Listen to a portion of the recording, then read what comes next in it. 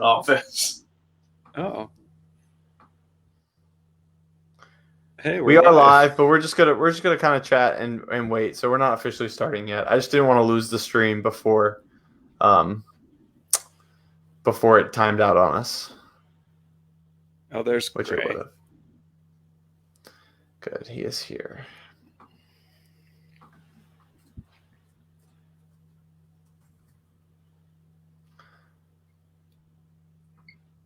Hey. Gray Emery. Mr. Emery. Sorry, I was like waiting for you to text us a link, and I have my Facebook messages like disabled because I'm tired because you just sent out like an update to all like 20 of them, and I was like tired of getting notifications. And then Connor called me and was like, "Where are you?" And I was like, waiting for Josh to text me. Oh, Lord. We run a tight ship around here, folks. Yeah, we do. We're really struggling. We even have the stupid StreamYard logo stuck in the corner. Getting rid of that. Are we live yet? Oh, we're live. We're live, but we're like not started yet. It's like one of those like cool like before the show, like they hear what it's really like. So people are watching us? I mean, yeah, actually, 4 whole people. Comment below. Hey, Edmo, glad you're here. Sorry we didn't cast you. Whoops. He He's knows in another game right now, isn't he? He is. He's in Colin's game. All right, I guess we can get started here in a second. I need to pull up my personal draft board so I know who I'm picking. Because I did the rankings like I sent you guys this afternoon, and I didn't even look at them. I like looked at them for a second, maybe. I was like, so I'm not committed to that, but I might be. I have a literal board right here. I have a tiny little piece of paper taped to the bottom of my computer. So top that. I have it on my phone. I don't know who in the comments was so. I don't know cool. who in the comments. Sorry, I don't know who in the comments just called me this, but that wasn't nice. Sorry, what were you saying, Gray? That app or that thing that you sent us to use, where it was like it them 1-to-1, and you got to pick like, and then it made a list 1 to 20. That was cool. It was hard. It was great. It's designed. It was originally designed for board gamers to rank their board games, which I do every year, and I use that very site. But they were like, "Hey, we made this cool ranking thing, and anyone can rank anything." So, yeah, there were like some really hard ones. Like whenever it like asked me to, it was like choose between Sarah Flanagan and Jenny Consalvo. I was like, "What do you do?" Wow. Yeah. All right. Welcome, everyone, officially now to our Season 10 draft and cast assessment. We've done it this way a couple times now. It's been a lot of fun, and we're going to do it this way again. So what we're going to do, I thought it'd be fun. I was thinking about this afternoon. Instead of letting the wheel fully decide the draft order, we're going to let the wheel decide the person that gets to decide the draft order. Oh. Ooh. What? That's too much power. So the wheel gets to decide the order, and it is a snake draft, as always. There's 20 people. There's 4 of us. Each one of us going to get 5 people. We're going to do this. Let's spin the wheel. See what happens. Real sequestery. Oh, I thought it was about to be me. I was like, oh, what was me? It's Mac. So hey, Max, wow, I'm not prepared for this. Okay, obviously I'm going to go first. I will say, because Connor is our guest, I'll give him the second pick. Okay. And yeah, I'll say Grace there. Josh, you can bring up the rear. You almost lost an ally at Winners in War. I got you, Gray. I want the background color to be a nice blue, but maybe a nice blue. But we'll come back here and let's kind of just before we like really dig in and just go right for it. To those of you watching, welcome. And if you have not watched the greatest intro videos in the history of Big Brother Hometowns, this will be here later. This will be here later. It'll probably still be here when you're done. So get off of here. go watch them all. If you maybe watch them again, there is just phenomenal. Like even the like not so good ones are still just top tier. And I think it's just the cast is phenomenal. Let's just get our overall like thoughts on this group that we somehow got. What a time to be alive. Like this will probably never happen again. A cast of this caliber, at least not for several years. And we're just so lucky to be able to witness what's about to happen over the next 3 weeks. That's all. That's it. And honestly, not even looking at the caliber of players, but the relationship dynamics between so many people is going to be great. Like winners at war level. Yeah, I would say that it's like in the same way that like I think that Survivor Second Chance is like way better than Winners at War was. I think that that's how this is going to be. Like we have a couple winners in the group, but like we also have just like people that like are some of the strong cast a better. Ray, we group. lost the last two sentences you said. Wait, can you hear me? Yeah, go say the last thing you said again. Oh, I just like we could not have like cast a better group of people than this. Like we have some people who are winners, we have some people who have never won, but like deserve to be like in the conversation for like if one thing had gone different in their season, like they could have won. And so yeah. Yeah, I agree. That I was thinking about this. There's some people here that have never been evicted. Some people that have never been like that because they won or they made it to the end. We have someone in Abby who's made it to the end twice and not won yet. Like there's and then there's relationships all across the board. There's not one person that like I think is coming in with nobody, which is exciting because that means that I think it's going to free the whole game up. For everybody. And I just want to say before we get really started, go ahead and go, especially you new people, you season 9 people that are experiencing the viewing party maybe for the first time, go to StreamYard.com/Facebook right now and allow Facebook to show your name. Because right now, I'm guessing this is someone like Mitchell. All I get if I want to put your name on the screen is Facebook user. So go to StreamYard.com/Facebook. It takes like 2 seconds. And then we'll see your name, and we'll recognize you because we love all of our people. So I just wanted to say that.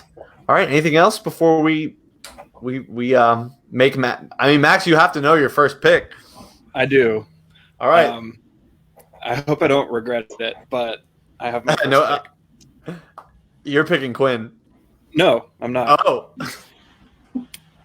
I'm not. I may end up picking him as my winner pick. I don't know, but for a draft pick, I feel safer. I'm going to pick Abby. Wow. Where is she? Oh, there she is. Oh, I got to put this on the screen so everyone can see. So the rationale behind picking Abby, she two out of the 3 times she's played, she's gotten to the final 3, which is a very good track record. However, I don't envision anybody really gunning for Abby at the beginning because this is such a huge cast. There's so many big names, and she's played in enough early seasons to where the slew of post season 6 people are not really going to understand like how big of a threat she is. Yes. I trust Abby to win competitions. Abby has a very good competition record. She is a very social player, and she's hilarious. People want to work with her because she's just a great person. And I feel like this is Abby's, like, I feel like it could be Abby's destiny to finally get to the end and win. So I'm rolling with her. Yeah. For Abby, yeah, this could be, but you could say that for a lot of people. Like I'm looking down this list and I'm like, man, this person deserves a win. This person deserves a win. And it's great that one of them likely is going to get that win. But Abby, for the record, I'm just now looking at my own draft board. Abby was my second pick. Would have been my second pick. So she's high on that list for me. I think that she's in a good spot. She's got melody again. She's got She's got season 2 people. She's got season 6 people. She's got what else? She plays season 3. She's got so many people. She does. And Melody was my second choice, but the reason I picked Abby first is just because I trust her to win competitions more. But either of those two like could crush it. So yeah, I like this for Abby. I think if her job doesn't get in the way of things, since she like works such a busy job, which like the fact that I'm like saying like I hope that your job doesn't get in the way of you playing this online.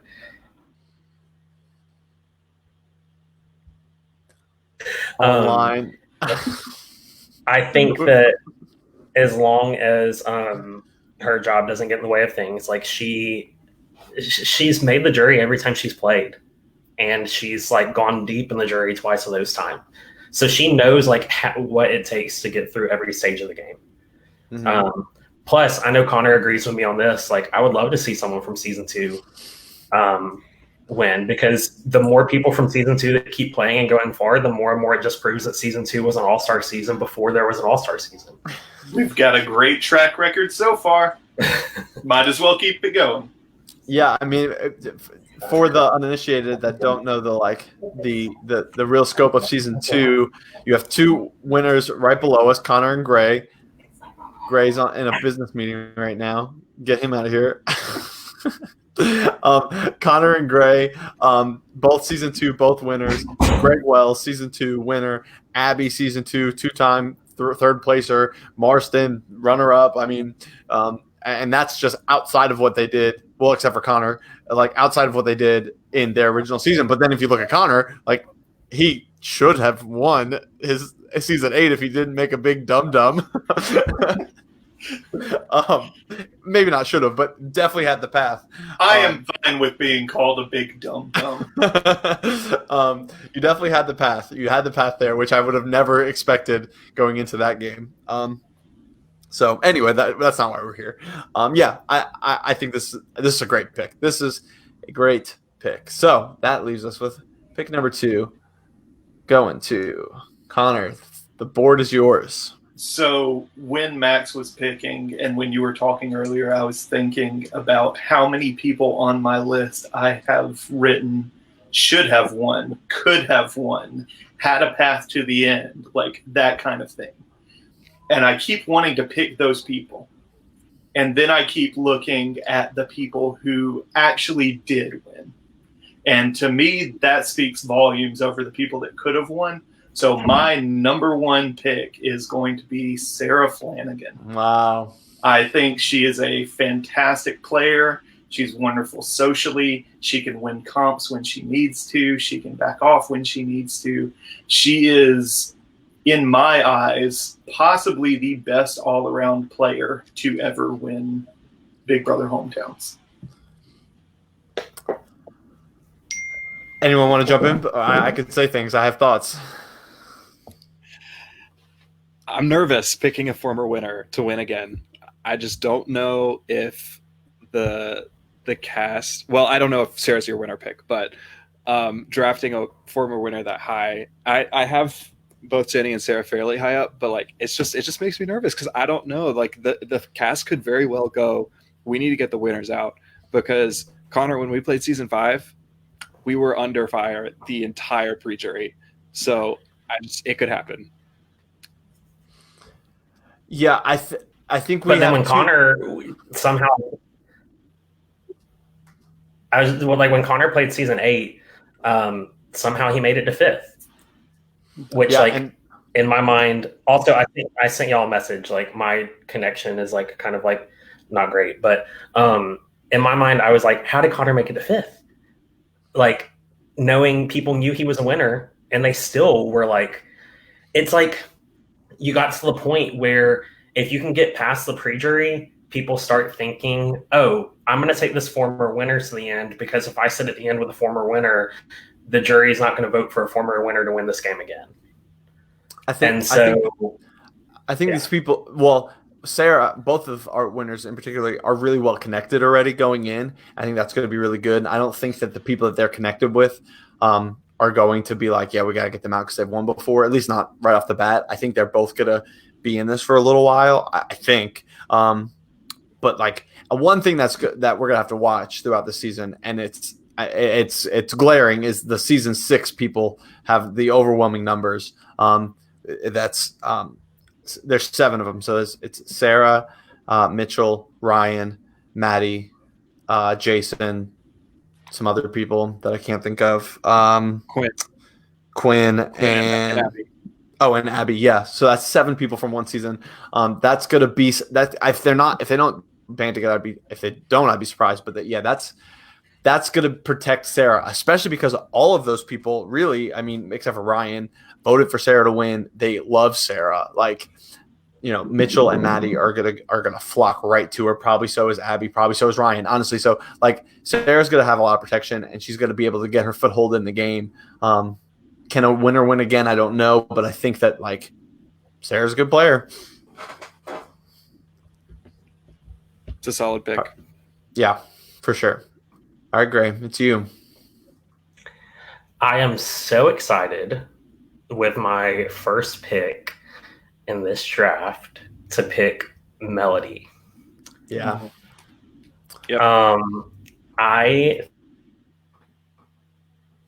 can get her up. Go ahead. I love watching, like, she was one of the first players that, watching her diary room videos, you could just see how like brilliant she was, like in her processes, and like how connected she was. And like, if it had been a 1 comp difference, like she may have been the person that won your season, Max. Right? Like she got down to like Final 4, and that's whenever she got out. If she had won that veto. Like if she had won that veto, you would have probably been out in that number 4 spot, and she would have been in to the Final 3, and it would have been Abby, her, and Trey, and like the girls probably would have taken each other. Abby probably would have been that one that's like out.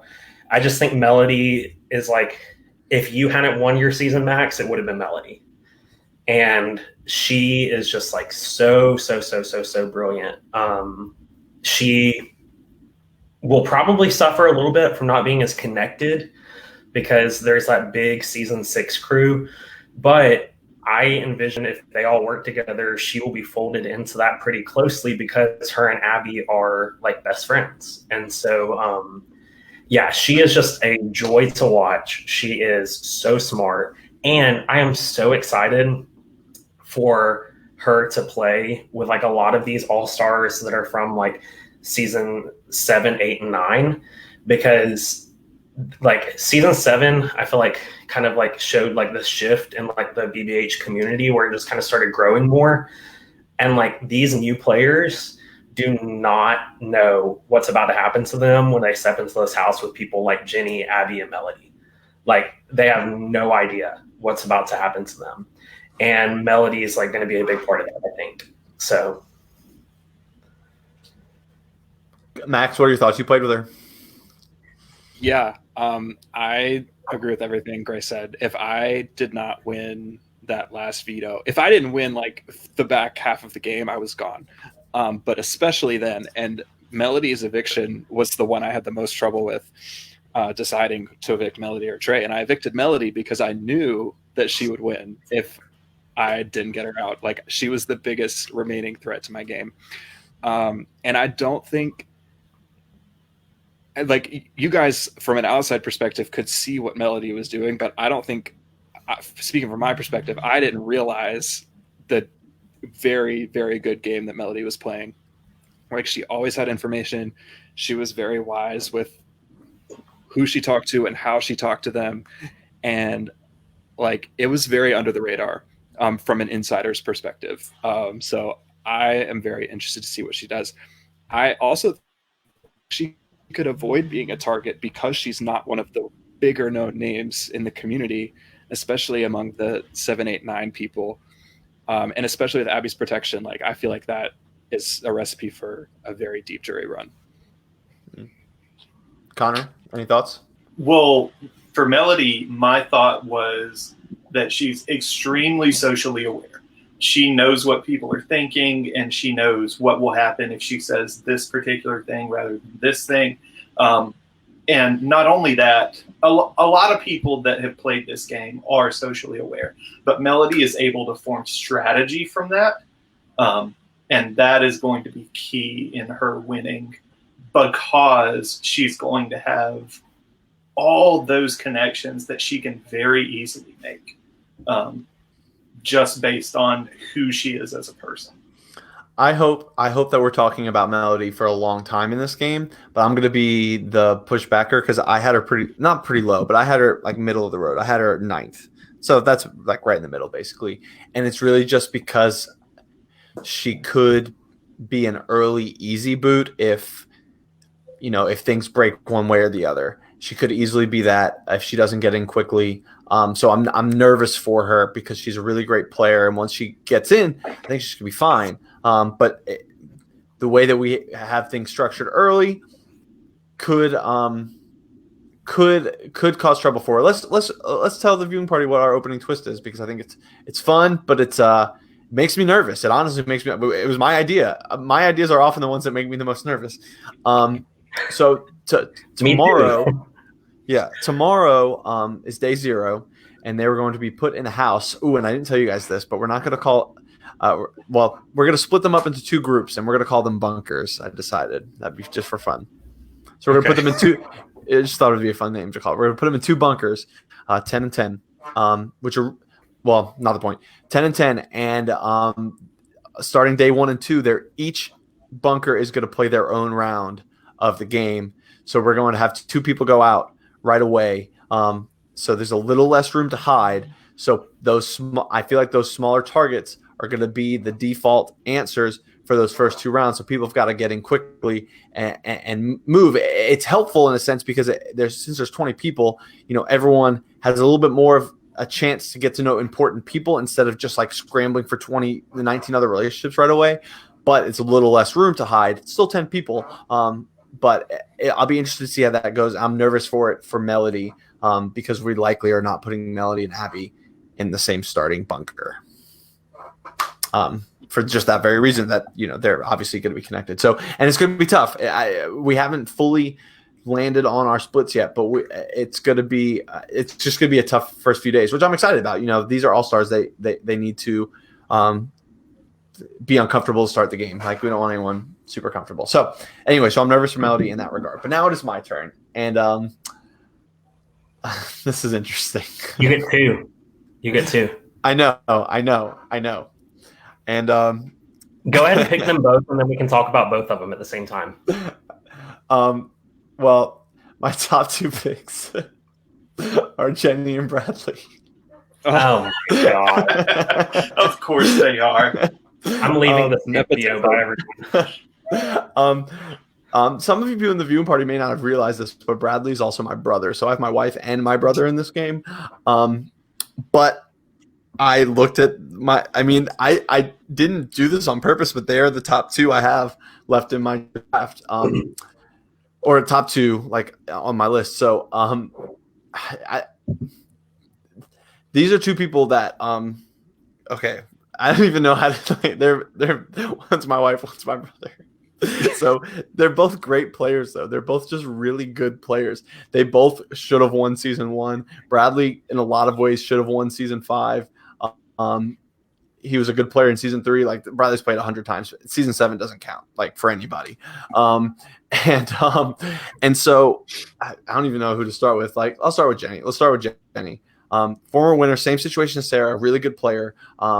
Super social, got to get in with people quickly. She already has a lot of people that she knows, both in real life and, kind of through all this. So she's going to come in connected, and she knows who most of these people are, even if she doesn't know them.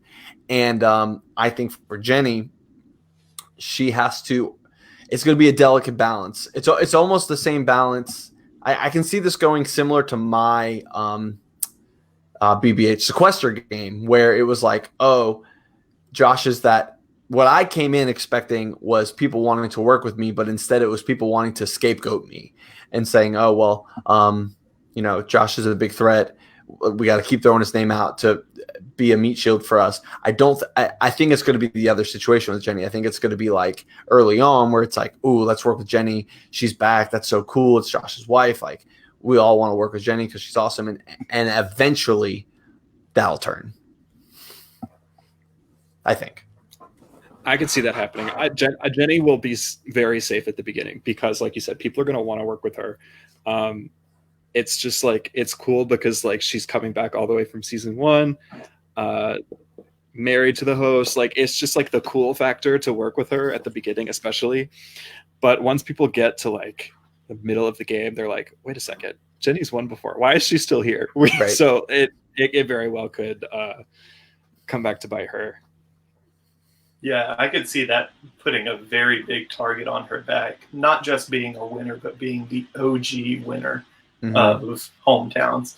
Like, she's a fantastic player. She's going to do well more than likely. But if people, she's the one that named this thing. She named it hometowns. She deserves to win season 10. But if people get it in their heads that, oh, she's the original winner and somebody else just kind of feeds that, which I think could be somebody like Mitchell or DK or somebody like that.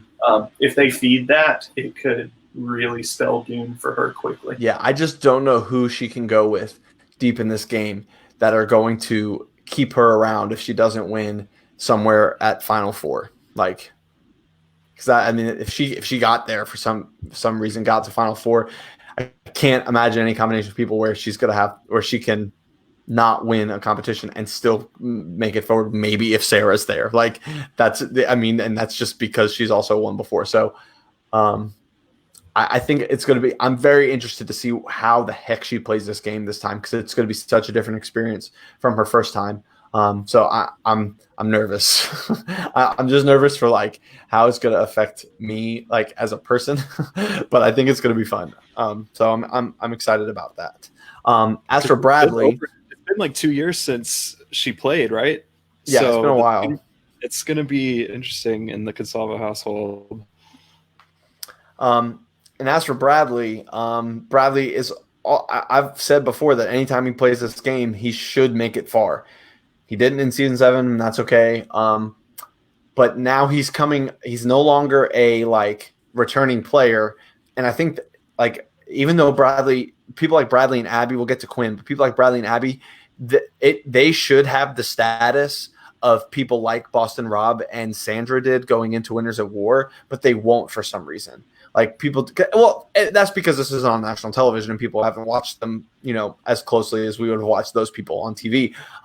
But they should come into the game with that kind of like threat level, but they won't, which is great. And Bradley's just a good player. He's smart. He knows what he's doing. He's made it to the end, and he's made it very deep twice. And made it to the end essentially in season 5. Was in a position to win, but couldn't win a competition to save his life, which really was. Unfortunate for him, but he got beat, so he got beat. But Bradley's another one. But then here's the thing: people are going to link Bradley and Jenny together at some point, and is it going to be similar to when it was me and Bradley in Sequester? Are they going to like keep us in for a while because that we are linked together so that they can eventually cut one, or are they just going to split them up early? And that I'm curious. I'm curious how that's going to shake out. I think it's really interesting that the reputation that people like Bradley, Abby, and Quinn are going to have coming into this game it has me more concerned about them getting voted out than it does like Sarah and Jenny. Like, I think Sarah and Jenny as former winners have a better chance of making it further in this game than people like Abby, Bradley, and Quinn do at times, because like the three of them just have this like reputation of being these like big game players. So even though they've never won, like they have a reputation that like, it's like I'm more concerned about them than the former winners. Whereas I feel like I should be more concerned about the former winners. Mm-hmm. If that makes sense. Right. Yeah, I think Bradley always somehow gets a stick stuck into the spokes of his BBH bicycle. And not by any fault of his own. He somehow just gets screwed over late in the game for most of the times that he's played. And unless he can actively do something to make sure that doesn't happen, I'm not too high on Bradley right now. He's a fantastic player, just like everybody else here, but just from previous experience, it makes me worry that Bradley will be an easy out later on down the road, just because he always has been. Right. Max, you've played with him three times rather, and eventually he became your BBH ride or die. So, what are your thoughts? Bradley and I have had a very interesting arc in our BBH careers. Bradley, I still have faith in Bradley though, because he's just such a good. He's really good at spinning things to benefit him, even when even when something potentially like might be viewed as a negative for him. Like he can turn it around really quick, just because he's quick on his feet. He's good socially. He makes you he just comes into a game and makes you question, like, do I know what I'm talking about? Like, Bradley's right here. He's telling me this, like, and that's been my experience with him. Like he speaks very matter of factly, but not in like a condescending way. Right. Yeah. You just want to believe him when he says something to you.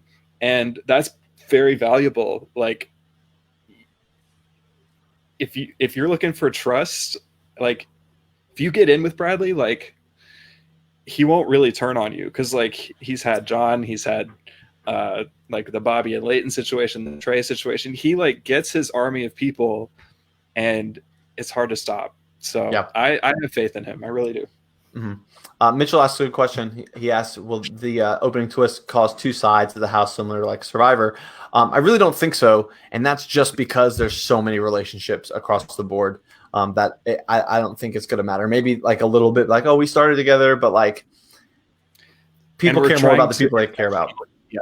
We're trying to intentionally split up like well-known relationships. So I feel like once everybody gets together, those people will just like latch on to right. And we do, and that's also because we want those new relationships to form so that they make those established relationships like more interesting in some ways. So, all right, yeah, we're moving slow, but that's okay. Gray, is your next pick? Okay. I, for my second pick in this draft, am going, oh my God, this is so hard. I want to pick a wild card, but I know that the person I want to pick will probably be around for a while, so I can pick them later. I am going to pick, I hope this isn't a mistake, Jeff. Wow, interesting. Okay. So Jeff is the kind of guy who I told him this the other day, actually. If it hadn't been for me winning HOH when I did in our season, and like kind of like wanting to go with the agenda of the house to make sure that like I didn't put myself as like someone who was noticeable, like I didn't want to make any waves because I was playing that under the radar game, I wouldn't have put Jeff up on the block, and Jeff and I probably would have worked together for a while. And the reason that is because when Jeff talks to people, he finds a way to connect with them and talk about his own experiences that he relates to with them. And that's the kind of social thing that like in a game like this, someone like Jeff, this is going to be a completely different experience for him. I think that he's really, really brilliant. I think that he can make it really far in this game. He knows how to play games like this. He's very witty. He's very tactful. I trust him more than I trust some of the people on this list, because some of the people on this list have like put targets on their backs as being villains, or have put targets on their back for being big game players. Whereas like, I think if I'm drafting someone on my team who I think has a chance to actually win it at the end, it's going to be someone like Jeff who can play that under the radar game, but also play a really strong social game. And so that's why I choose him. Connor, what are your thoughts having played with him as well? My thoughts, first of all, love Jeff's personality, which is going to go a long way just in his social game of being liked. But he's not going to be a big target early on or probably even mid-game just because he got out so early. Like, really the main thing Jeff had going for him in season 8 was his camera work. And that's not a dig on Jeff. That's just saying, like, he didn't get a chance to do what we all know he can do. And I think that's going to really benefit him in playing an under-the-radar game until he needs to come out and take his shot and then keep on trucking after that. Jeff was a victim to the room twist in the sense, not that he was a victim to it because people targeted his room, and that was part of it, but I think it was also because he was way too committed to his room and didn't like form strong relationships outside of it. A lot of people were committed to their rooms in that season, but almost everyone else like forged really good bonds outside of it. Jeff didn't do as good a job of that because he was really committed to his room, and so then he was just kind of toast. I would love to see Jeff go really far in this game. It'd be cool if he won it. I think that would be such an interesting outcome. I'm really curious as to the path that would get us to the Jeff win. But you know, I'd be here for it. It'd be something. The only thing I worry about, I just don't see a. Oh, go ahead, Max. Okay. The only thing I worry about with Jeff is the comp wins. Like, he won Temple Run like flat out because he was just like that devoted to it. But in other competitions, I just worry about him sometimes. You know, I don't know. I just don't see a scenario where Jeff doesn't at least make the jury in a season like this. Like, I think that he should absolutely be fine up until that point. Just because, like, I think that a lot of the former relationships are going to be at the forefront, and Jeff is going to be one of those people, like the same reason why I picked Melody, where he wasn't around for a long time, and there aren't a lot of people that like know him super well. So if he can make it through like the initial twist, I think he'll ride it pretty far, have like a really firm grasp of things, and kick up his game at the right time. Agreed. All right, Connor, who you got? Okay, so my second pick is going to be somebody whose game that I loved. I thought they played a winner's game, and they were just a little bit short-sighted at the very end, and that is Jake. I love Jake's game. I love that he wants to go in and essentially play the same game because it's really good. But the problem with him going in and wanting to play the same exact game is that if he doesn't see opportunities to improve upon his previous game, then that will definitely be his downfall in an all-star season. I think Jake knows exactly. I played with him. He is very, very good at this game. Like, so good. He got people to give him their pennants of life that, like, he had no business getting as many pennants as he did, but he just worked it that good to get them. I had Jake very high on my list. He's incredible at competitions. He will be fine in that department. And great socially, like great just strategically. Like, yes, he had this unbreakable alliance in his season, but I don't really think he needed that to do well. I think he could have easily like not been in that situation and still finished very deep into the jury. That's a great pick. One slight issue I could have with Jake is that, well, a couple things. He may not come in super well connected. He's going to have Shelby and and Bradley, I think, what is going to end up working with Jake, and I think that those are too good. Those are his season 7 people. And he's going to have like Alex. I know he's tight with him. Oh, actually, the more I think about it, he's also going to have Pietro. I know he's really tight with Pietro. My worry with Jake is that he's going to expect this game to be similar to his last game, and it's just not going to be. These people are all too good, and they all want to win too much for it to go as simply as it did last time. So he's going to have to be adaptable, but I think he can be. He's coming off of a Survivor org win. I just kind of saw it in passing. I think he just recently won that looked actually like pretty cool. So, you know, he's on a hot streak and his mind is in the game. So Jake's a really good player, and he was a situation where he played the best game in his season, didn't win. That happens a lot. But does that mean he played the best game? I don't know. He was, that who's to say? But yeah, I like Jake. Greg, you probably don't have any thoughts. You didn't watch this season, I don't think. And yeah, you kind of did. I was mostly watching that season for Jayla, to be honest. And weren't we all? Yeah. And I thought Jake had some really I liked the way that he used his pendants. I liked the way that he got pendants from people. That was very Connor Mills of him to do that. And I think that he's a really good social player.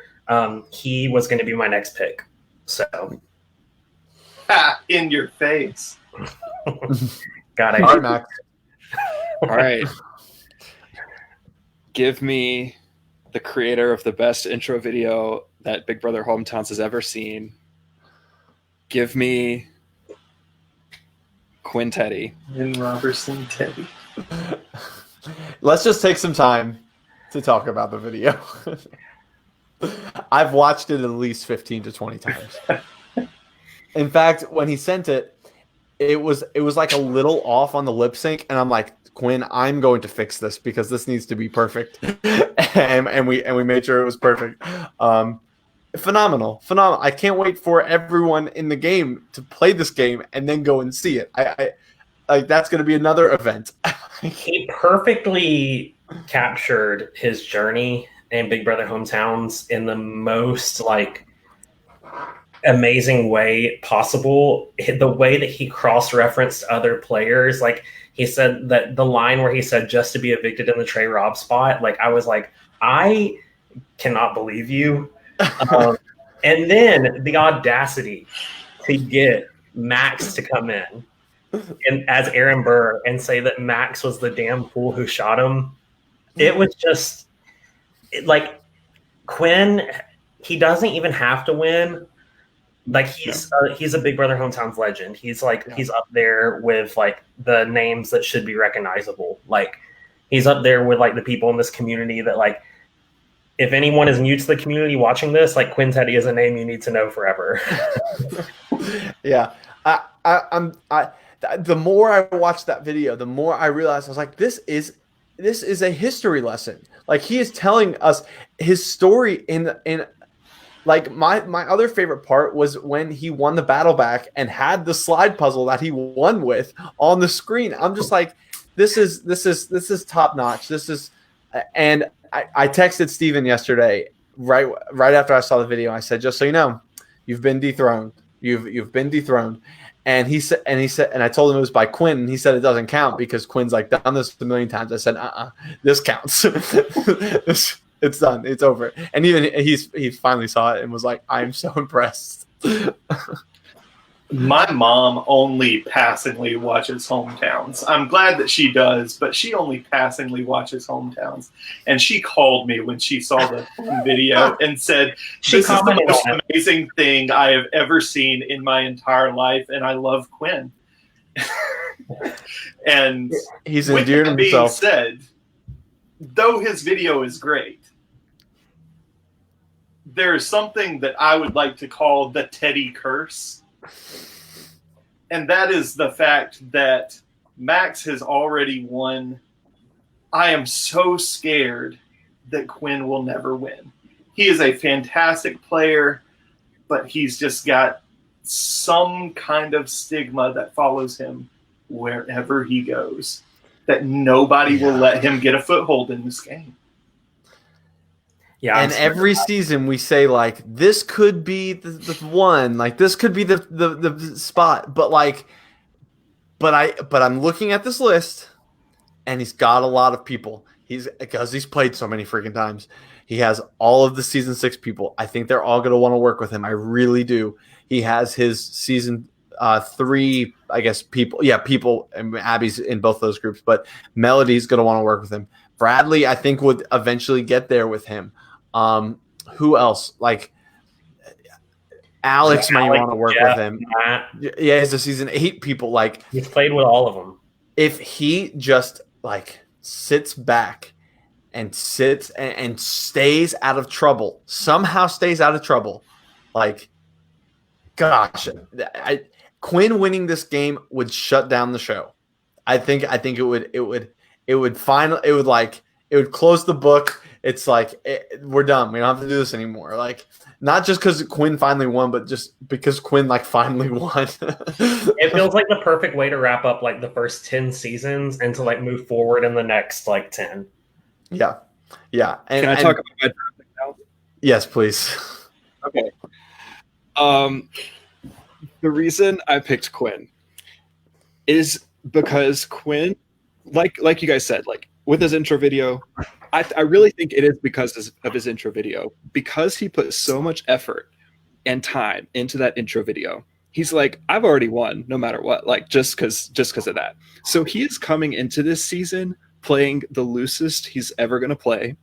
He in his previous seasons, he put so much pressure on himself to do everything right, and he just had the weight of the world on his shoulders to do well.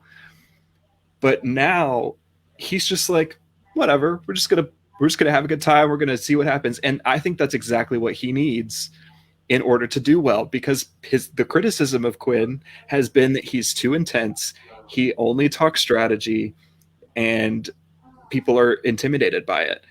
But now that he's coming into this game with this more carefree attitude, and combined with the fact that there are just so many other people on the list, one, that he would want to work with, and two, that are potentially bigger threats than him, Quinn has what it takes to get to the end. We all know this, but this might be the type of environment that finally gets him there. And I would love for him to go far. I really would. Yeah. And in a lot of ways, season 8 was a great performance from him, but there's so many places that he could still improve from. I think he finally kind of got back over that hump of making the jury. Season 3 notwithstanding, I think he needed that. He was the deciding vote in that season. Like, he played a huge role in everything. I'm excited. Quinn was signed up to play this game like a year and a half ago when season 3 happened. So he was always playing season 10. All right, Max, you get back to back. Oh, I do get back to back. Okay. I am gonna head south, and I'm gonna draft our one and only Brazilian bombshell, Pietro. We love Pietro here so much. We really do. Pietro has a great story from season 9. He spent most of pre-jury, pretty much all of pre-jury, on the bottom, no information coming his way. Then he wins HOH and completely flips the game. Like, when Pietro won HOH, the game started. Like, that's when it started. He found himself in a very solid 5-person alliance, and he really got a chance to show what a great player he is. Hi, Facebook user. Go to facebook.com/StreamYard and StreamYard.com/Facebook. StreamYard.com/Facebook. We always Thank fix you, them Facebook up. user, for your comment. Yes, thank you, Facebook user. And Pietro, he's good at competitions. He's a really fun person. He's from Brazil. People are gonna think that's cool. Like, Pietro's gonna go far. I just have it. I have this feeling that he's gonna do it. I completely agree. I mean, there's nothing that just has a great personality. He knows how to make big moves. He completely flipped the game on its head. He has a dog this time that's playing with him. Just like a lot of he just picked it up out of nowhere and then put it down and it was gone. He has somehow learned the magic. I could not be Pietro was one of those people that I remember watching him in season 9. We were having the conversation of he has to be in season 10 too. There's no choice. If he has the stamp of Kieran, he's going to win. Yeah. Of course. Yeah, of course. Yeah, I love Pietro. He's an all-star. Like the way he turned that game around and really like got.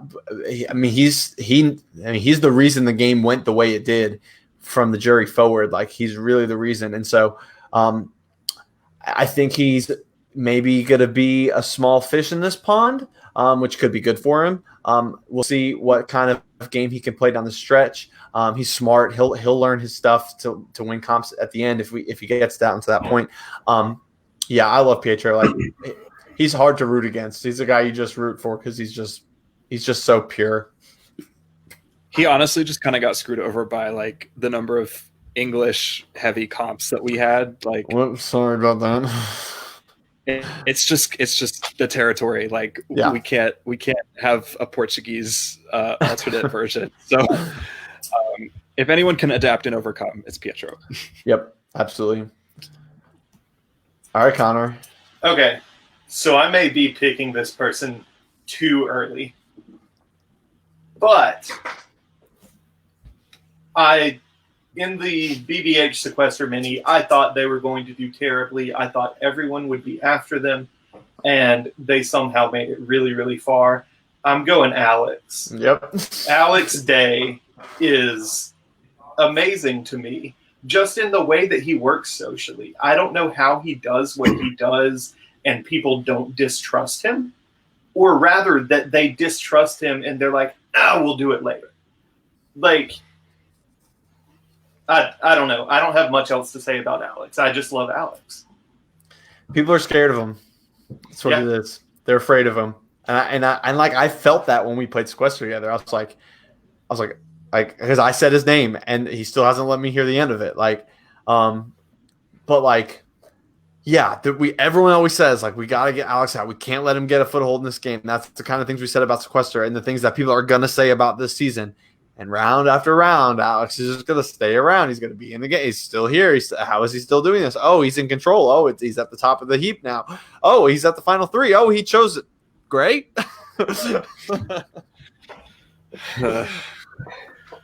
But yeah, like Alex is a phenomenal player. I think that he's going to be in trouble. I would not have picked him early, and Alex, when you see this in 3 weeks, yeah, you made it to the final four. We know, like whatever. But yeah, we know. But I'm saying it now. I think you're in trouble early. Yeah, I just want to go ahead and apologize to Alex. I know he's going to go back and watch every minute of this. And I'm sorry that I didn't pick you earlier, but I'm just scared for you because Mitchell is in this game and y'all have played together. And early on, like pre-jury, one of y'all is going to like, I just think y'all are going to, like something's going to happen and one of y'all is going to have to go and I don't know who it's going to be. And I think you can do it. I want you to do it.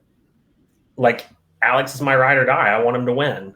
But I'm just scared for him. So like Josh said, like in 3 weeks when you see this and you got fourth or third, like, or one, like congrats. But I just like your path. If you make it to the end, you deserve to win because your path isn't as clear as like some of these people's are.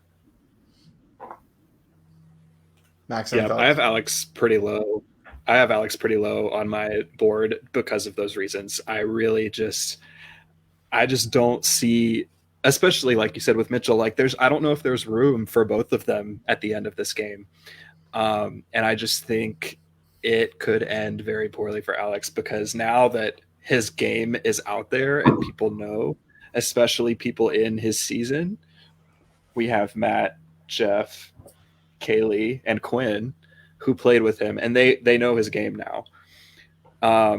So now that he can't like people are just going to expect him to like make really good social connections and like get you to do things that you think are your idea. But like I think it's just too late. He had his shot, and it's right. That's what I'm afraid of. He had his shot.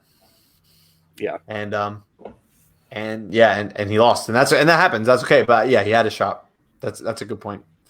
All right, Gray, it is your pick. A lot of my like really top picks are still on the board, so I'm curious if you're going to snag one of them right here.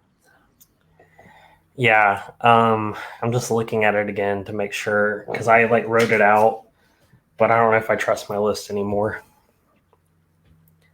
There is someone that I really, really want to pick, but I just know that this person is going to have to change a few things if they want to win, and I know that they're really, really stubborn and they're not going to change. Do you know who I'm talking about? I'm guessing Daniel. Yep, go for it. So I could not be a bigger fan of DK. I knew like that he needed to be part of this community, and so like last season, like we brought him in. Um,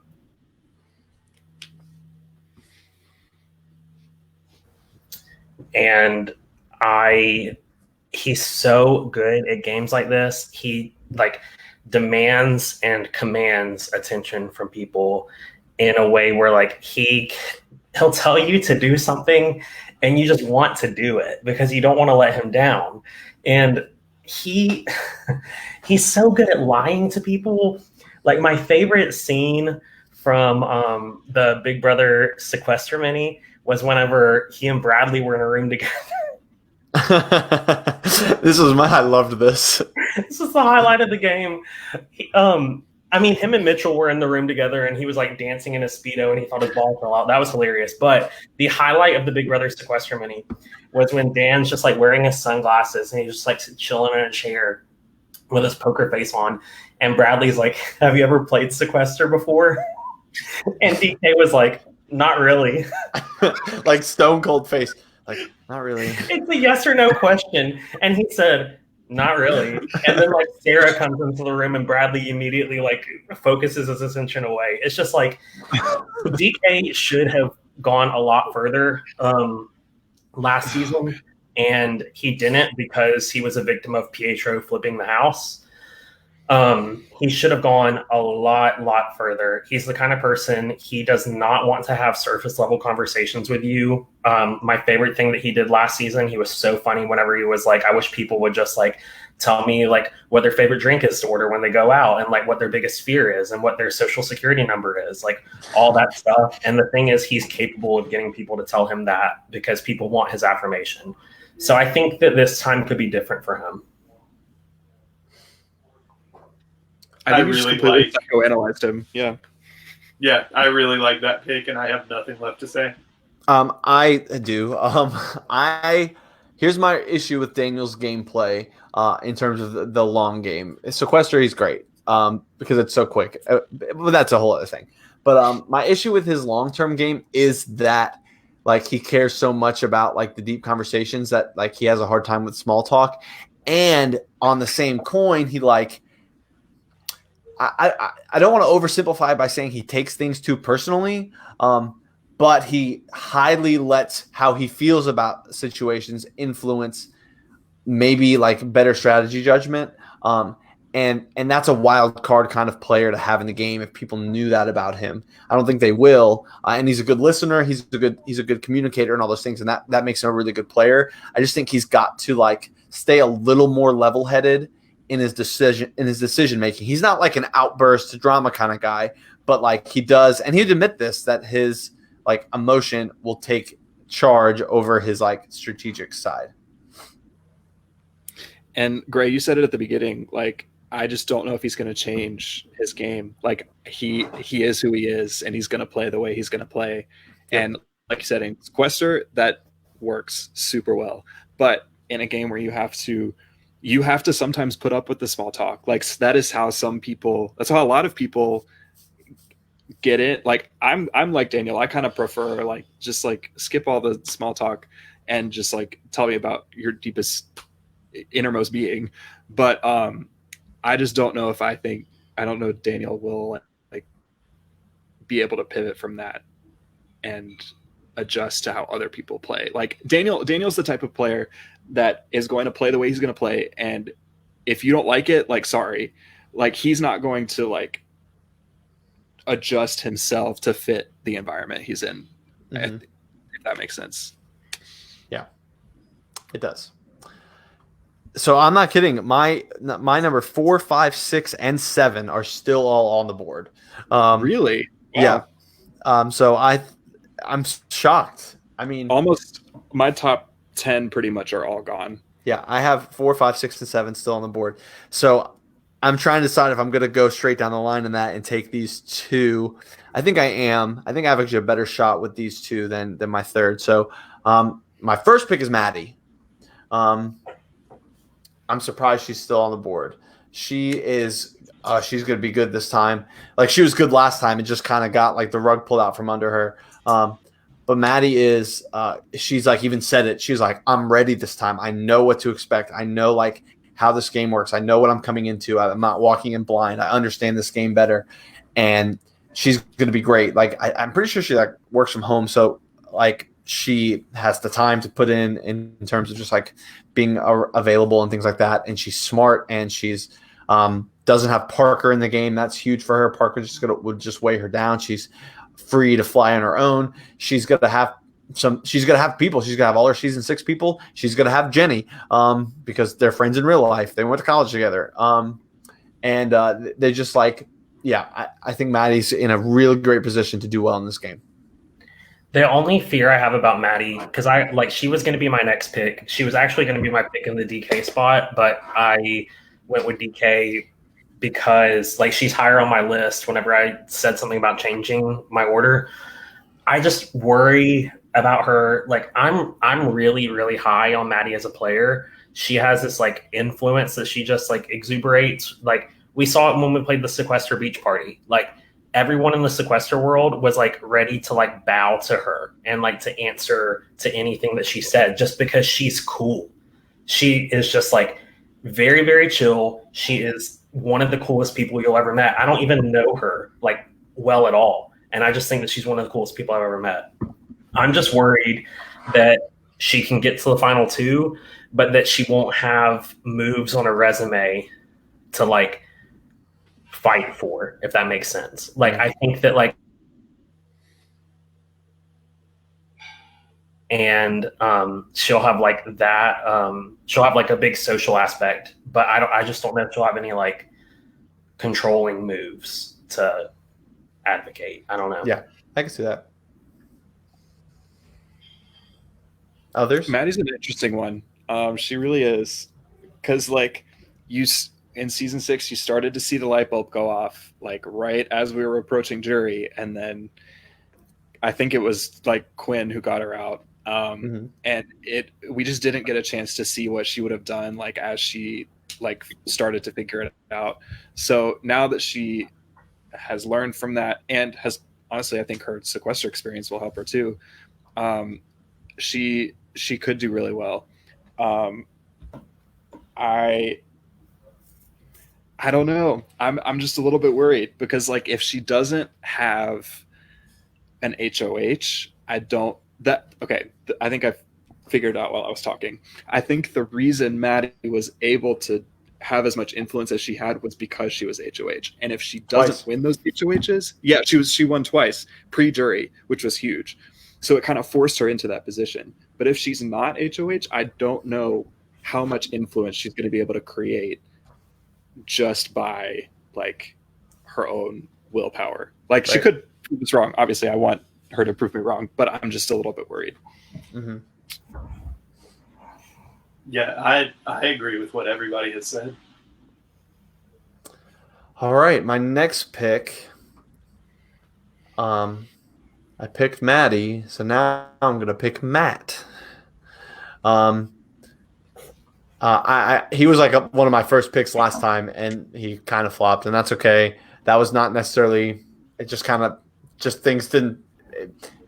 He got that first HOH, and things spiraled, and then Quinn was after him, and now him and Quinn are going to be on the same page, like almost guaranteed, which is really exciting. Gosh, I love Matt. Everyone loves Matt.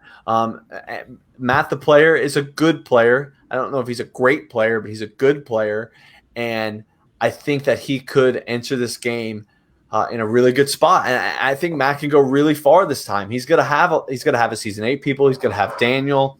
He'll have those and his just natural ability to like connect with people. So I love Matt. I think that he is I would almost like, it's funny. People in the sequester world talk about how Matt's like personality doesn't come through when he plays as much as it does when he's not playing. I would love for him to just like loosen up and just be fully Matt and be like a super outgoing person, be super personal, be like, do the Britney Spears thing, do like just go for it and see if it works for you. Because I think it could, because Matt is just an infectious person that people are drawn to.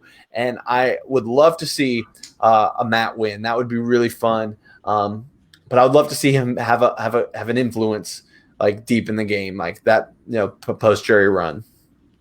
Yeah, I think if Matt has a chance at winning this game, it's going to be because everybody likes him. Because you can't help but like Matt. Yeah, I think he was a victim in season 8 of the room twist, which like the room twist was something that was like really beneficial for mine and Connor's game because the way that we like worked it. But for Matt's game, I think that he was just the victim and on the wrong side of that twist. And he could have gone a lot further. He has 3 really, really good sequester games like under his belt. He's got a 4th place finish, a 2nd place finish. Last night he got a 5th place finish. He can do really well in games like this. If he can just like lay under the radar and like kick it in at the right time.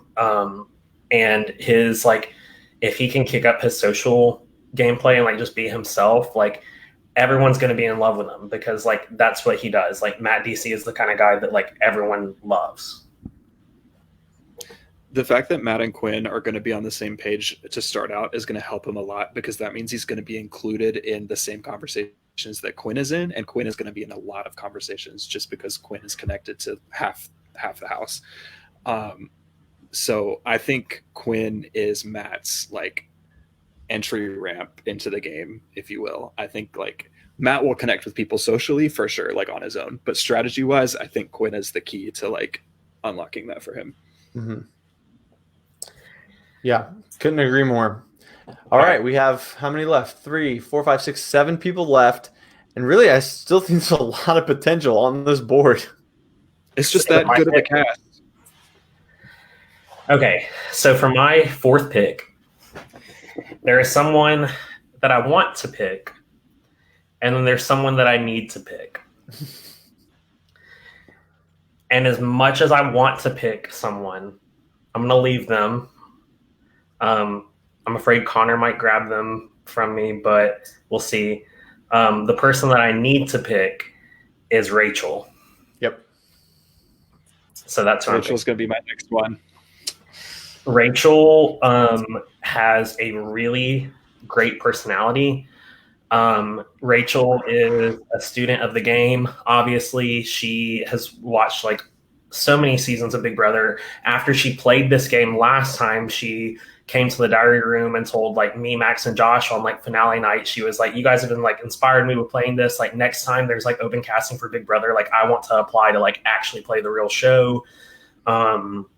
Which she would be so good at. She just has that personality. She knows more about how this game works after playing it last time, like specifically how Hometown works. And I think that she is really, really well connected with her alliance from season 9. She's got people in this house who would ride or die for her. She's got people watching this stream right now who would ride or die for her. And I think that she's going to come back, and if she can show that she's improved, if she can like just show how much better she is at like being in the right place at the right time to make some moves and like get into that Pietro spot, that like she was part of that alliance last season, but if she can be like the ringleader of it, she could take this whole thing. Yeah, the fact that Rachel is going 14th on this draft is a testament to the cast, but it's insane. She's our 14th pick, and she could easily win this. Easily. Yeah. She's a great player. She played very well, and she made connections. She's aware. She's like entertaining. She delivered a fantastic like jury speech at the end. That was just like that was gritty and tough, and like not many people can like face to face someone and tell them like, hey, you rode coattails. I'm not voting for you. Like, you know, that whole conversation aside, just the fact that she had like the gumption to do that, just like she's just like a bold person. And that is really great for like an entertaining like TV character. But I think it's going to translate well again to another good player in this game. No, gumption is the perfect word for her, Josh. I'm glad that you used that word, because that is literally like the perfect word to describe like what she has and what she brings to the table. I almost picked her second, and I don't know why I didn't, but I feel really lucky and consider myself really lucky that like she made it this far and I was able to pick her now. So yeah, she could, easily been a first round pick. She was a first round pick last time. Yeah. Rachel was my winner pick last time. That's how much faith I have in her. And Rachel was going to be my next pick. She was 9th on my board. Rachel, I think, suffered a little bit last time from her work schedule. Like, she just wasn't available as much as some of the other people. So I think like she just wasn't on people's minds as much to really save. And she also kind of suffered a little bit from probably falsely being accused of leaking the Girls Alliance, which I'm pretty sure it was like Kieran. But it was Kieran, yeah. So yeah, Rachel kind of like started out a little bit behind the 8 ball in that sense, but it's a whole new game.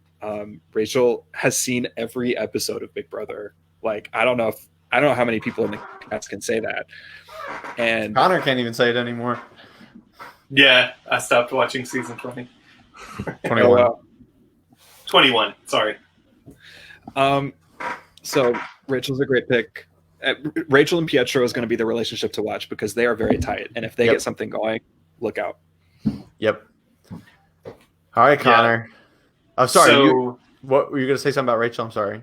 Oh, no, we can go on. I was just going to add to what other people have said. So, there are 3 people left on the board that I really, really want. Not necessarily because I think they're going to do well, but because I like them and I think they have a possibility of doing well. Well, there's one person left on the board. There's one person left on the board that you like more than like. You really like. Yeah. You like. Oh, shucks, guys. You have said vows in front of witnesses that you actually love her. Yeah. I picked my wife first. And I love my wife, but I'm not picking her here. I want to, but I'm not going to. I promised her that she will not be the final pick in this draft. So don't y'all dare make me go back on my word. Well, now that if you, that means you'll have to pick her potentially. I know. I'm going with Emma here. I know at least Josh, you're not super high on Emma. No, not at all. I sure am. Max, I'm not sure about. I think the thing that Emma really, really benefited from in season 2 was being in the majority alliance, not being the figurehead, being able to play very under the radar, but keep all of the social connections that she needed. I think where she fell short is not getting the social connections that she might have needed. Like if she would have gotten in good with me, I probably would have taken her over Matt to final 3 if I had the option. But with that being said, she's going to be very under the radar going into this game. Not very many people are going to know who she is. Not very many people are even going to care who she is if she plays it right. So with that being said, and just her personality in general, and she's smart, she's strategic, she can do very, very, very well in this game. She could also be a complete bomb, and I could be wasting a pick right here. I just think that like Emma playing was just like this really like amazing scenario that we like actually got her to commit to this, and it was like so funny that it happened because I never thought she would play again. But I think that she has so much potential to do well. Like Connor, you said it already in our first season, in season 2, she was like in my alliance.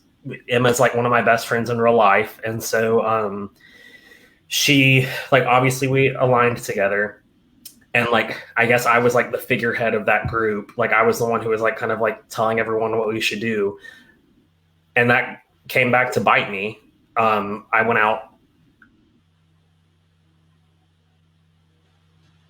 like when I was like gonna tell the group to do something, Emma was like always the person who I went to on the side and was like, "Hey, do you think this is a good idea for us to do?" And she and I would talk through things. So a lot of the decision making in that group was her too, and like she just like wasn't seen as the person in charge, which benefited her. And if she, and you know, that might have been an accident, but like I think that if she can like play that way again, she's got people in this game, like Jenny, that she's like really, really tight with. I don't know how Jenny feels about playing with Emma, but she definitely knows people. She knows Bradley. She knows like all these people. So like she'll be good at that part.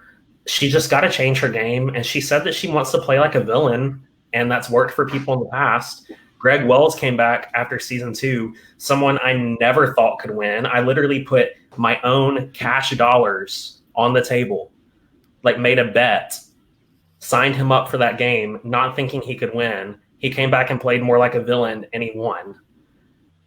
We actually played a little less like a villain and then more like a villain. But anyway, It's possible. Yeah, it can be done. I think I'm the only one here that doesn't know Emma's game because she played before I discovered Big Brother Hometown. So I don't know her. I don't know her game. So I don't really feel qualified to talk about it, but I hope she surprises us. I really do. Yeah, I mean, I'm pretty down on her. Like, and that's just because I think that she can't, like, even if she did the exact same, it's tough because she could have won season 2 had she won something down the stretch. I just don't have confidence that she can win a big time competition down the stretch, or if she gets to the end, that almost any one of these other people would have more on their resume than her, potentially. So in terms of winner upside, I think she has pretty little. In terms of like staying power, she'll probably be here for a while. I could see that for sure. All righty, Maximus. All right. Should I do both of mine at the same time or one at a time? Do both at the same time and then talk about them separately. Okay. I'm going to fulfill Connor's promise and pick Shelby. She would have been my next pick anyway. I'm also... Mitchell's going to be so mad at me, but I'm picking Kaylee. Oh, wow. We'll get to Mitchell. Mitchell has 0 shot to win this game, but I am picking Shelby and Kaylee. Okay. Out of the people who are left, I feel the most confident in those two to make it deep and have a shot at winning. Shelby first. Shelby, she played the middle in season 7. She was aligned with everybody, and it came back to bite her. She now knows this, and she understands what she did wrong, and she will fix it. She is a scientist. She is very, very smart, and Shelby will use the scientific method, if, as in her intro video, to make a new hypothesis about how she'll win the game, run the experiment again, and will achieve different results. I have faith in Shelby. Anybody else have comments? So I totally agree with that. I'm not saying this because she's my wife or because in however many weeks she's going to look back on this and be like, oh, that's so sweet. But Shelby is legitimately probably the smartest person I know. And she doesn't think she's smart socially, but boy, is she. She can pick up on things that she doesn't even realize she's picking up on. And if she can really see that and harness it and not get in an alliance with everyone and not seem quite as skeevy as she did in the last season, then I think she'll do really, really well.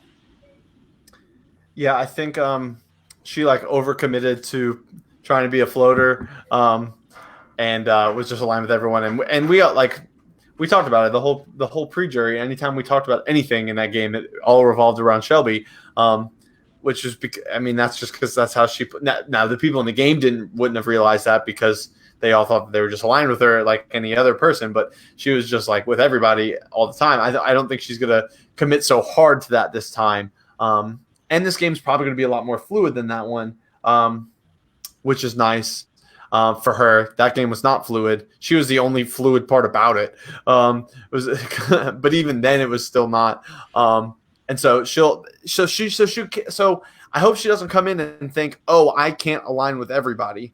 But I hope she doesn't come in and say, oh, I'm going to try and align with everybody. Like I think there's a way that she could still do that without being so playing both sides. I think there's a difference between like making inroads with people and like committing to big alliances. So we'll see what happens with her. All right, Kaylee, Max. Okay, Kaylee. She, as much as we struggle to get her to fulfill deadlines, Kaylee, people need to remember that Kaylee was in the top 3 of her season, and she should have been in the top 2. She would have lost unanimously, but she would have been in the top 2. Same thing about Jennifer. Kaylee's different.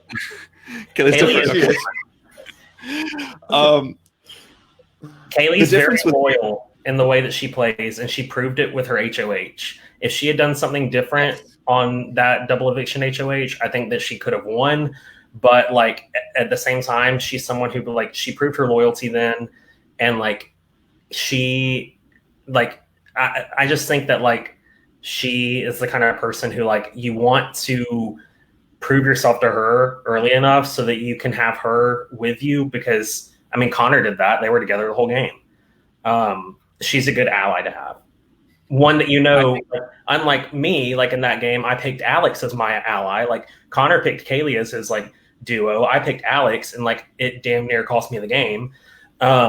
It's like she's a good ally to have, where it's like I don't know, she'll make it far, I think.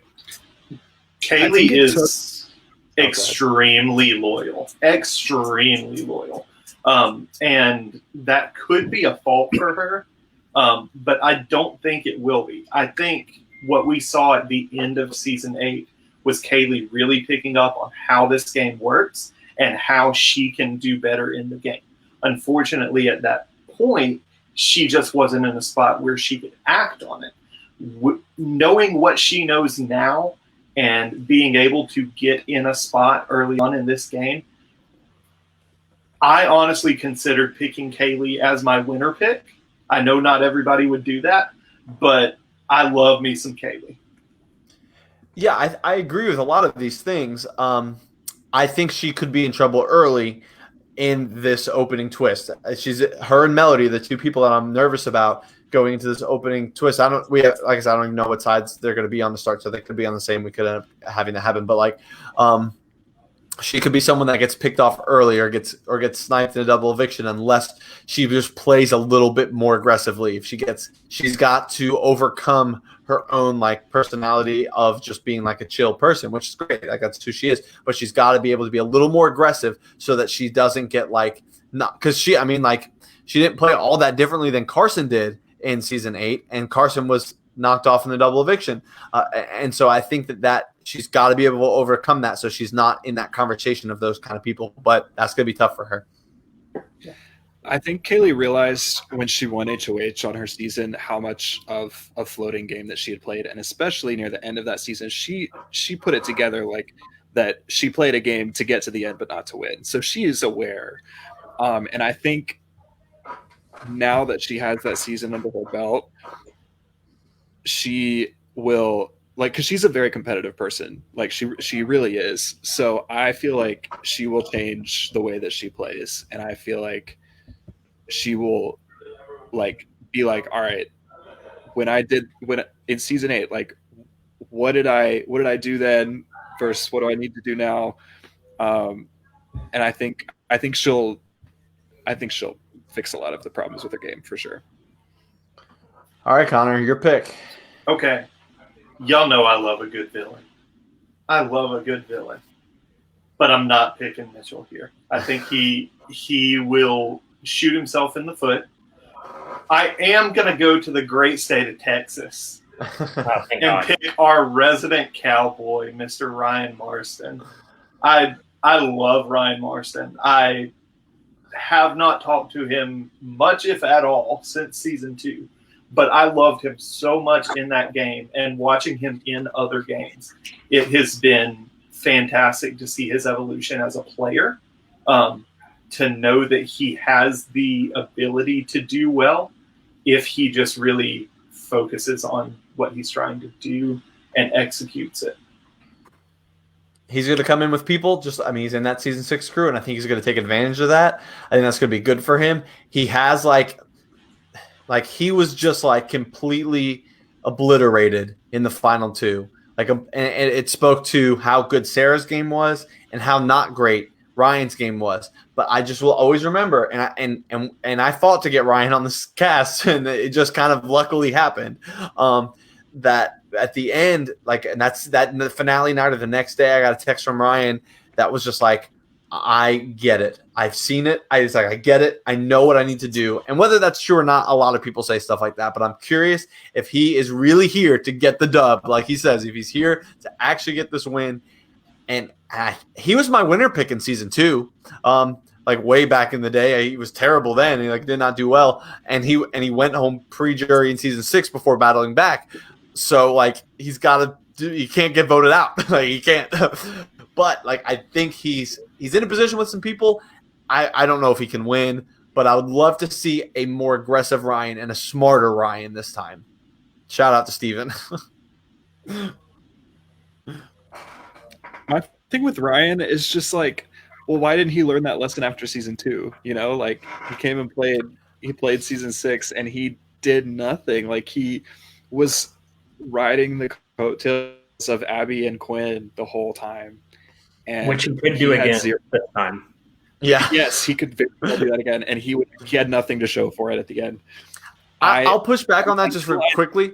I think season 2 is also pretty unique in that he was lumped in this group of people and he got picked off. And I don't think he was in a position to learn a lot from that situation. I think he's learned a whole lot from his season 6 performance. Now, that's take it or leave it. If he had just gone to Thailand with us, then he would have done way better in season 2. He was supposed to. Remember, he was supposed to come with us, but he got kicked off the trip. I actually don't remember that at all. He got kicked off the trip. He was supposed to come. No, I feel bad about saying it. I actually did not know that. Anyway, sorry, that's a whole other conversation. Max, finish what you were saying. Until I see Ryan learning from it, until I see him in the house, I can't because I don't have evidence to back it up. Yeah, and that's fair. That is very fair. I get it. Yeah.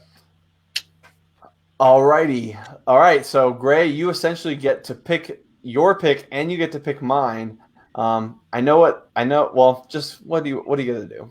I don't know enough about Jason to pick him. I knew you couldn't. Dang it. So I want to believe Jason will do really, really well. I think that he could.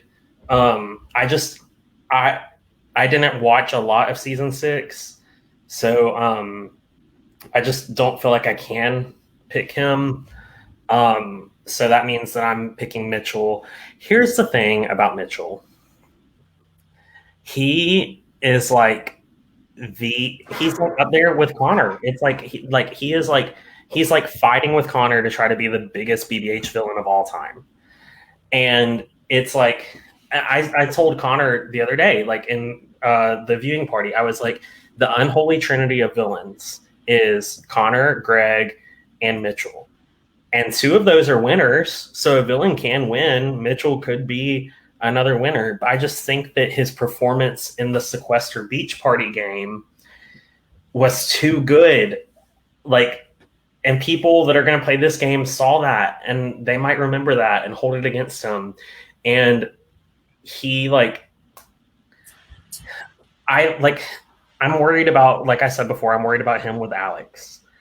Like, they're going to want to work together right off the bat because Alex is going to need those connections. But, and I think Alex could fall victim before Mitchell. Somehow, like, make it long enough and strike at the right time, like Mitchell could be out because of that. Mitchell's just got to lay low if he wants to win. And I don't know if he can. Go, Max. You want to talk about how he can't win? He's not going to win, and he can't win. Mitchell is too high profile. He's too villainous. He will not be able to restrain himself. Amazing player, maybe. I don't know. He blew up an alliance on like day 3 because Mitchell, he's gonna get exposed early for being a snake. I really think so. I don't think people are gonna want to play with him. I just don't think you can tell him anything. You shouldn't. Sarah will be his ally. Sarah and Mitchell are like this, so that will help him. But and Maddie, I have no faith. I'm sorry. Okay, Connor, unless you have something to say, I'm gonna be the flip side of this coin. I was gonna say, I love Mitchell as far as his game goes. I love the entertainment value that he brings, and I think there's a likelihood that people may look at him and be like, "Oh, he's a villain. He's an easy out later on down the road." If he can play the villainous role like we all know he wants to play, but play it in a way almost like an Evil Dick kind of game, where people hate him so much that they want to keep him around, I think he could do really well. Is that likely? Absolutely not. I am much higher on Mitchell. He was my number 6 pick. He would have been number 6 on my board. Wow. So for the record, so Mitchell, when you see this in a few weeks, I would have taken you over. I mean, every single person before Matt. You were right after Matt, on my board. And there's a few reasons why. One, he has all the season 6 people that are all going to want to work with him. Even Quinn, even Abby, even Marston, and definitely Sarah, definitely Maddie. They're all going to want to work with him. That's great for him. He also is going to have some season 9 people because he interviewed them all. He's going to, Pietro, he has that connection. Daniel, he'll have that connection. Who's the other one? Is that it? No, there's another. Oh, Rachel. Yes, he'll have those connections. I don't. Bradley likes Mitchell. They're going to be connected. Jenny knows who Mitchell is. That's gonna he's connected to these people. I don't the thing that I worry about with that though is the sequester game was so fun. I loved it. The thing that I worry about with Mitchell is I think he has enough connections to make it to the jury. He's another one. I can't imagine this jury without Mitchell on it. But I don't know if those people that have played with him before, all the people, all the connections that he has, those people are going to be fine connections for him in the pregame. I don't know that any of those people are going to want to sit by him at the end. Yeah, so I don't know if Mitchell can go as far as. Yeah, I don't know if he's can go as far as winning. So, but I don't think he's dead in the water. I'd be very surprised if Mitchell was an early target because Alex needs Mitchell, and Mitchell wants to go after Alex. So just from that alone, those two mindsets going in, I feel that gives Mitchell the power advantage. And Alex is going to be a big player. Remember, he already made Final Four in this season. That hasn't happened yet. So I'm just much higher on Mitchell. And I don't know. I see it. I see everything you're saying. But I just don't think he's going to come in as this villainous person. among the people that know who he is. The season 9 people don't necessarily see that, and the season 6 people are going to bond because they have each other. Yeah. I don't know. Mitchell just barely made jury in season 6. Like, Yeah, he made by the skin of his teeth.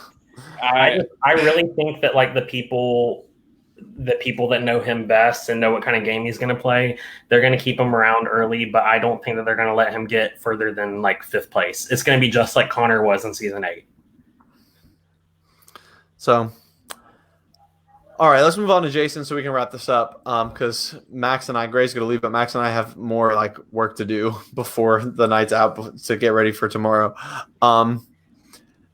Jason, I'll quickly I don't want to like brush over him because I know like at the end of the season people like to know what we said about them. Sorry you're last, Jason, but you were 19th on my board of 20. I just don't know you well enough, Jason. I'm sorry. Here's my issue with Jason. Jason's great. He's a fun player. He is he's intense. He's like going to be in there. He's going to be strategic. Like he is in this game. Like, and I love that about him. He's not low on this draft board for me because he's like a Kaylee that could be under the radar and just like is nothing. Jason is not like he is like all of everything. Like, but he lacks just enough awareness. He lacks like just this much awareness, and that's going to be his downfall. He just like. He'll go too over the top, or he won't read a social cue well, or whatever that means in online forum. But like, you know, he's off by this much, and I love him so much for it. Jason to me screams first boot. He really does. Jason was last on my board. Jason to me seems like a slimy player. He really does. I don't think people are going to trust him. I think that he is in a lot of trouble at the beginning. He's the one person in that season 6 group that may not fit into that season 6 group. Where they can say we can cut him and we'll still be fine. Yeah, we'll still be okay. I worry about that. Jason, I really can't wait to see you play. I like you a lot from the one time that we talked, but I'm just worried about you, man. Yeah. I'm concerned, but prove me wrong. Prove me wrong. Yes. In a normal season, if he was coming back as a returner, he would have a much better chance than coming back in a season full of all-stars. I agree with that, actually, like a lot. But he's chomping at the bit to get in this game. He's been chomping at the bit. He's been waiting since the second he got evicted for this season. So like he's ready. He's ready to go, and that's exciting. That's just fun. Like you know, he may flame out. He may be first boot. He may, you know. Who knows what, like, but he's ready, and that's always a good time. It is exciting, but I think that kind of attitude can hurt you because you're like so amped up, like you just like it's like Quinn. Like I think that's how Quinn has come into his previous seasons, and it's just put him behind the 8 ball from the beginning. And I think Jason is so just like to play, like he's gonna make poor decisions. Mm-hmm. Mm-hmm. All right, last thing. Push comes to shove. It's time for your winner pick. It does not have to be someone on your draft team. It can be absolutely anybody. I am the reigning winner picker for the first time in history. I got it right. So that means I'm doomed to fail this time. But you got 1 in 20 shots. So is anyone ready? We don't have to go in any order. Does anyone know what they're doing? I'll go ahead and go. Okay, go. I'm actually not ready. I know who I'm going to pick. I have hesitations, but I know who I want to pick, and I'm gonna do it. I'm gonna pick Melody. Yeah, that's a great pick. I am. I'm just gonna go all in on Jenny. I'm gonna say she's gonna do it. She's gonna be the first 2-time winner. Melody was going to be my pick. I don't think I'm going to go with her here. I'm going to go with Abby instead. Season 2 strong. Yeah. My heart tells me one thing. I feel like I have go with your heart.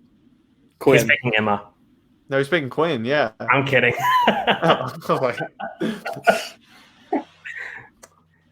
Okay.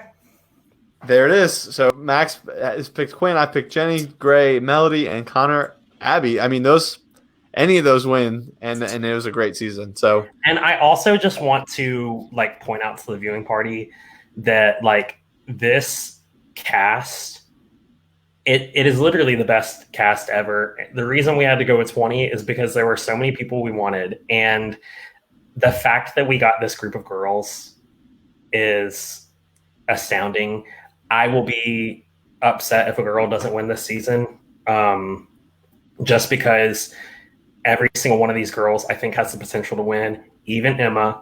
I think that they all like there was like one day where like me and Josh were just like on a video call trying to confirm people, and we got like 5 in a row to say yes. Like we got like all these people, and me and Josh were just like screaming on the phone when we realized that we were going to have like over 8 girls this season.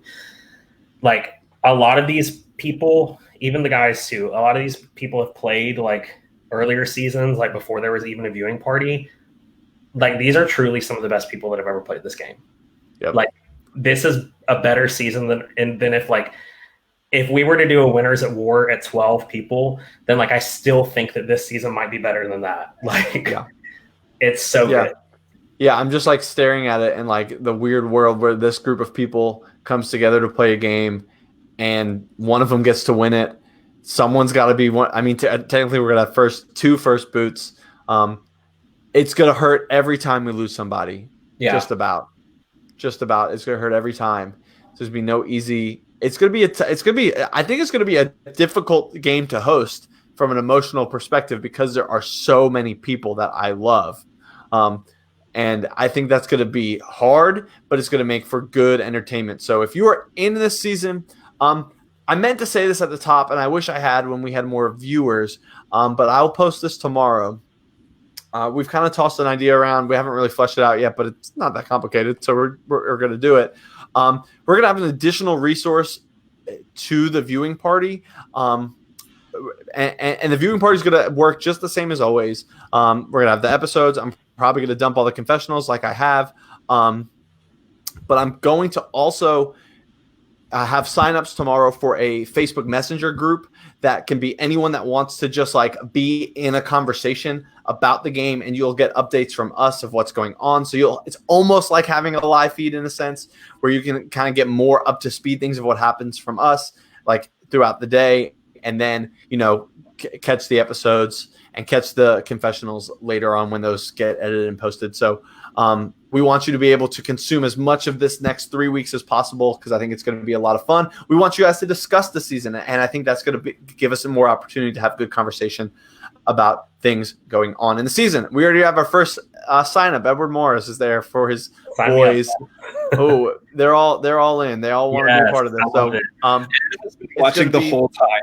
Ed's been watching the whole time. There's been one viewer before it. It's been Ed. So thank you, Ed, for staying with us for an hour and 45 minutes.